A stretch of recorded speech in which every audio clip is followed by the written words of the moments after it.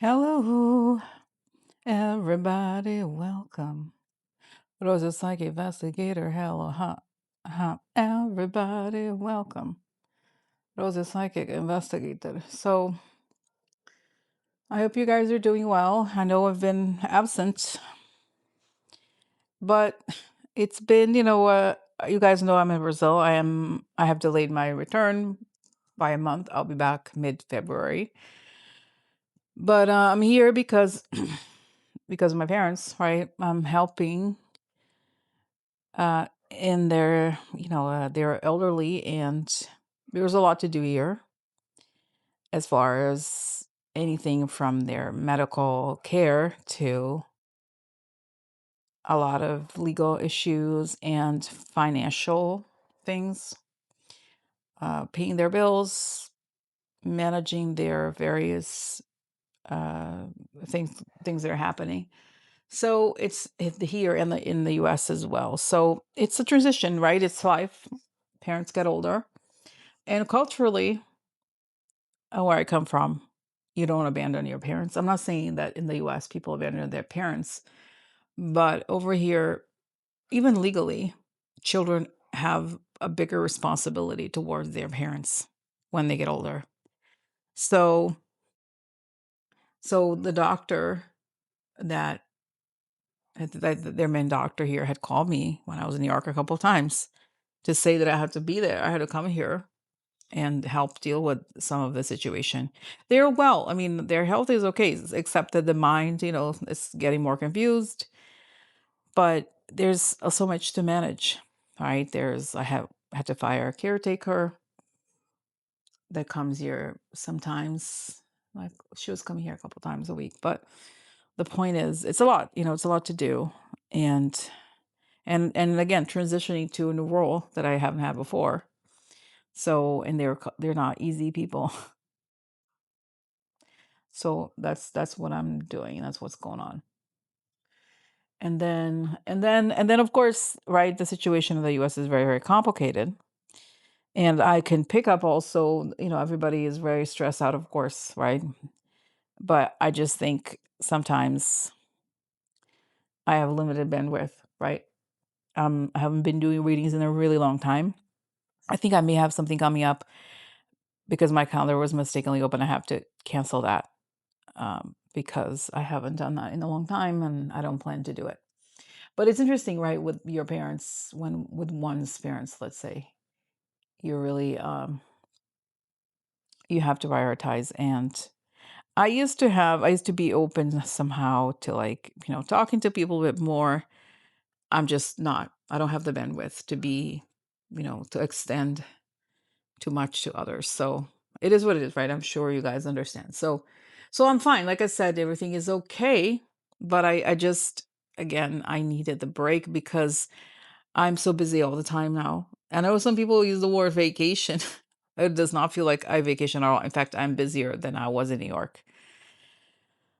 Different, doing a different kind of work, but but it's, honestly, I have not been out doing my things, anything really, all week, because all week is, the entire week is taken up with different appointments, different things.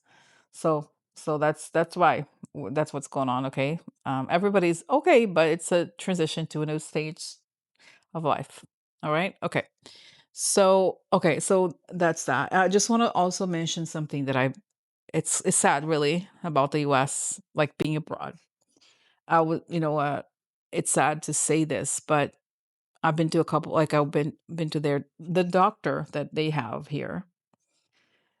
I spoke to her. It was an appointment for the two of them for 3.5 hours directly with the doctor, not with the RN or anything. The doctor, and she was explaining everything to my stepdad. Like, she was answering every question and talking to my mom too. And so it's kind of, and she gives her phone number like via WhatsApp so we can reach out to her. And I had never come across that in the US because I haven't been here, the doctor is very much here at all. It is a private doctor, meaning she does not accept health insurance. And the health insurance here is not cheap. And this doctor is not cheap either. it would be the equivalent of something like about $160 per person. Like there was 2 appointments, so it was 300 something dollars. But the level of care is extraordinary, I think. But this also goes to show, guys, that there is this is amazing to have this access, but also relative to Brazil, we are like upper middle class or something. Like regular, like normal people they don't go to like private doctors. But I'm just saying, coming here with dollars and or having being somewhat upper middle class or something, it's like it's unbelievable. Okay. And then I went to a doctor because I have to my meds ran out, the ones I take in the US, and they don't have the same ones available, so I had to go to a different like psychiatrist and here. And again, it was a private. They don't take health insurance here. It's not cheap. It's about, spend about half of what I spent in New York. But again, the same thing. You have his phone number. He wants me to reach out to him to say how this new meds are doing, and it's just so personal. Like I'm shocked, honestly, because in the U.S., the doctor that I saw that costs, I don't have health insurance. I haven't had health insurance in quite a while. It was like it's $250 per visit, and literally, like, if I spend 5 minutes with him, that's long, okay, because it's all about just getting the prescription. So it's a shock, honestly. It's a shock to have this level of care here, and of course, because of the situation in the U.S. and everything else, I am going to start going to the doctor here, something I haven't done in years in New York. There was a time when a few years ago, I had health insurance. I just stopped having health insurance. Then now with those new changes, I'm definitely not going to get health insurance because it's just way too expensive. And so just to tell you, it is really, it feels like a huge relief to have access to something that is not what's available in the US. Okay, so that's a story. That's a story about what's going on with me. So, because of all these things, right? I'm a little behind on the news, what's going on in the news. And okay, also some people had the question about how are Brazilians taking, or how do Brazilians see the US right now? It's interesting, I think.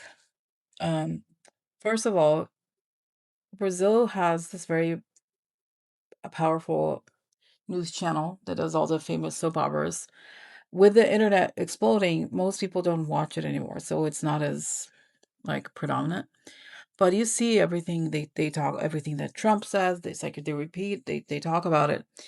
But what I find really interesting here, the way that it's been talked about, especially about the Brazilian immigrants, is that people are not, it's like the talk about the downturn of the American economy is very obvious to them. And I've seen news broadcasts about how immigrants are not like the whole thing is because of the local currency is 5 times less, and the costs are about half. Like, it's really, Brazil is actually, especially where I live, Rio, right? It's like a lot of people want to live here, and there's so much tourism. It's like shocking. It used to be a little less, but now it's like everything. So it drives up the costs of living a lot, I think. But the point is, like, it's not cheap, okay? Because in order to have a life that is like, quote unquote, like I said, middle class, upper middle class, it's very expensive. So the point is that people immigrate because they just want to make money in dollars, because that will be more, and then they can presumably do whatever, send their families money or something. But now the news is that people can't do that anymore because the cost of living in the US is so high, they can't save money. They can't do anything like that. So it's losing the appeal anyway. So it's interesting that a lot of people, and of course, my channel, right, we talk about the terrible, like, fascist things that are happening. But to the person who was an illegal immigrant type, what they care about is the fact that they're not making any money. So it's makes no sense. And it's crazy, guys. You know, there's news about like there's people that are like I can't believe they go through the whole Mexico thing of like paying somebody to cross the border and all that. And I'm like, wow. But it's just that's what I think is really interesting is that you're hearing the truth about what's going on in the economy from them and how again there's a lot less war and this is has I think it yes it's related to Trump being in power but it happened before Trump went into power. So it's interesting, right? They're seeing how all of this is part of the reality.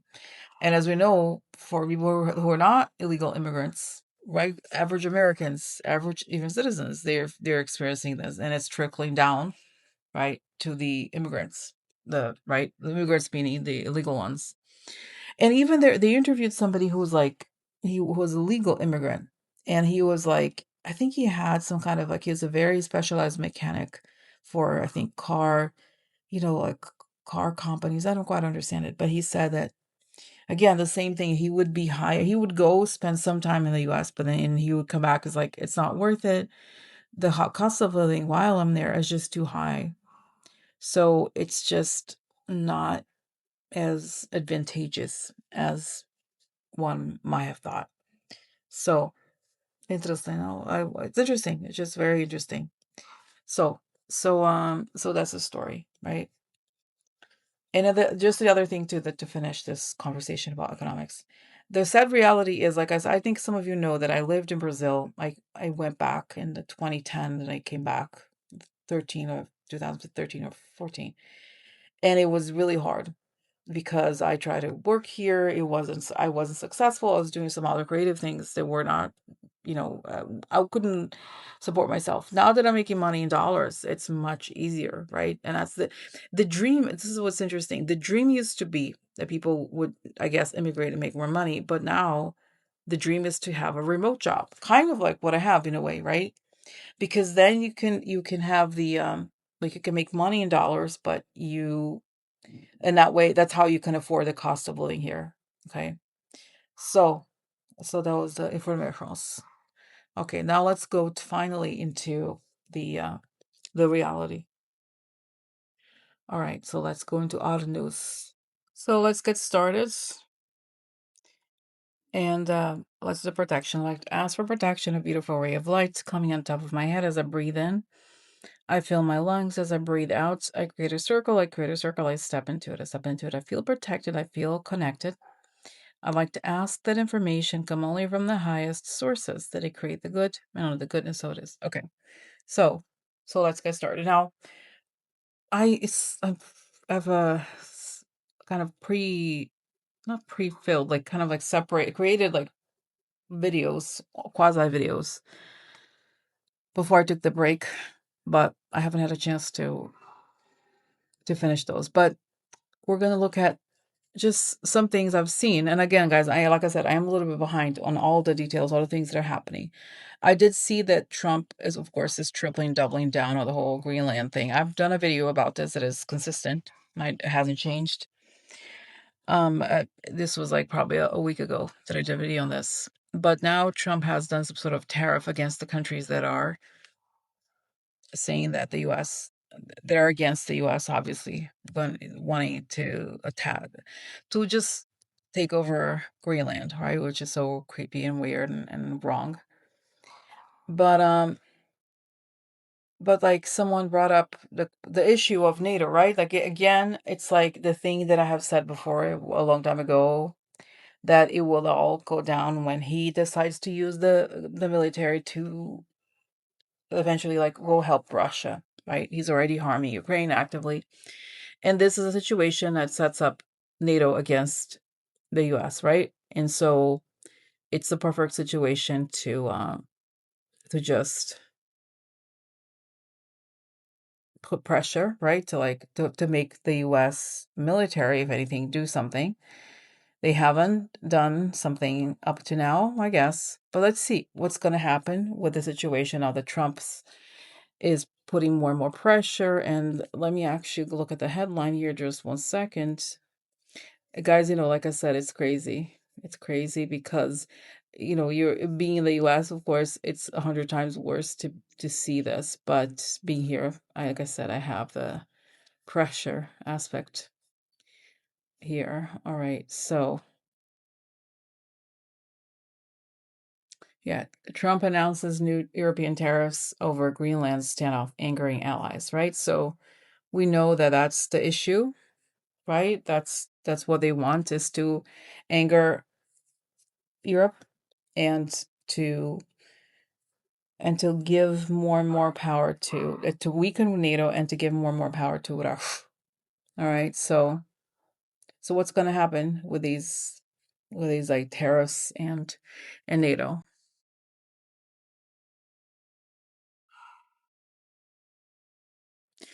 Wow, it's again, I urge you guys, I'm going to try to link the video I had before because it's the memory of it is coming back.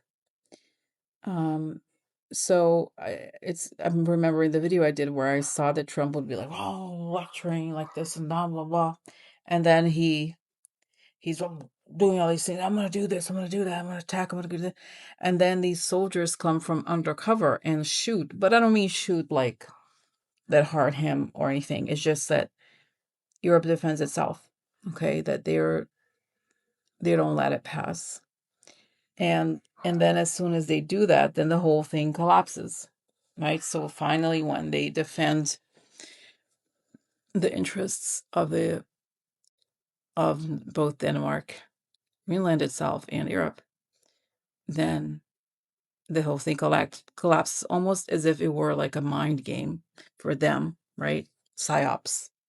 So, okay, tell me more. So I have a question. No, it's saying the US is going to make more of an effort to actually invade it. They're not backing down. And I see Putin is the one, right, guiding the whole thing. And like, yeah, keep pushing, because then they can create the propaganda around it that benefits them and all of it. And then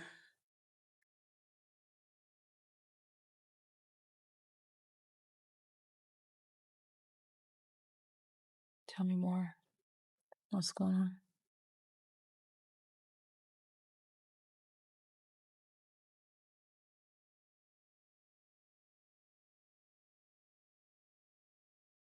That's right. Trump is like this. I see that he's like, no, no, no, don't do anything, don't do anything.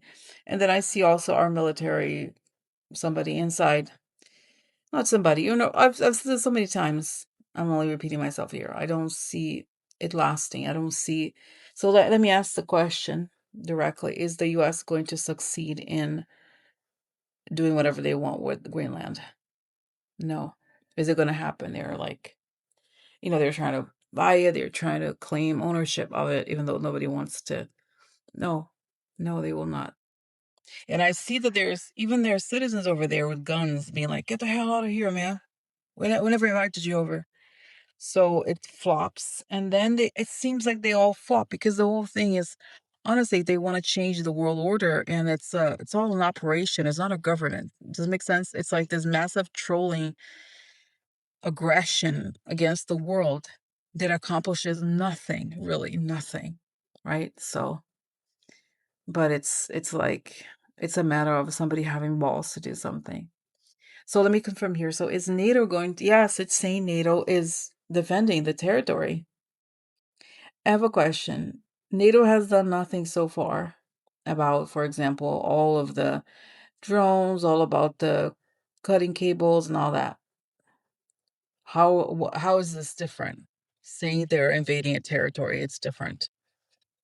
And they know that Russia is in charge here, that he's only doing what Russia wants. So what's going to happen to NATO after and during this? Is saying it's going to be strengthened, and it will show that NATO had the upper hand because they will win over Trump, even the entire administration. And I think, of course, uh, JD Vance thinks that he's going to take over. I don't think he will. But again, I am repeating things I've said before. So, but that is the update for today. Okay, I am gonna try. I know it does not take as long as I think it will, but it's just like my mental space, was taken up with my parents. But I think honestly, guys, it's like it's so nice to make a video because I feel like that's my identity in a way, right? It's like otherwise I sink with all the stuff I have to do, all the tasks and the lists, and there's so many legal, financial, uh, medical, even things tasks I have to do to manage them and to do for them. So anyway, thank you for your patience, and I'll be back more frequently. Okay, hopefully, I think every day. But uh, but that's sad. Now you know. Now you know what's going on. Okay. Okay. Love you guys. Bye.